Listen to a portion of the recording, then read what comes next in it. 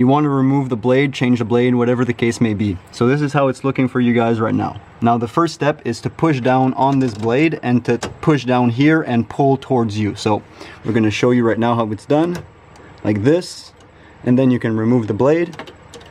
I will have links in the description for this blade if ever you guys are interested. I picked it up on Amazon. So what we're going to do is we're going to open this and insert it into the Silhouette Cameo 4. Really simple, guys.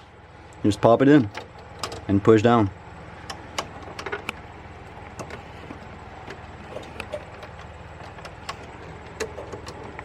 You should hear a pop. Yeah, when you push down, you should hear a click. So she pushes down and then you just insert it back. As you guys can see, this is how it's going to look. You shouldn't be able to pop it in or out after it's there. And that was pretty much, guys, how to install, change, whatever the case may be, a Silhouette blade on your Silhouette Cameo 4. If ever you guys found this video somewhat helpful, make sure to leave a like, comment down below, and subscribe. This was Dom from Hole Printing Inc. Make a print, you'll never forget.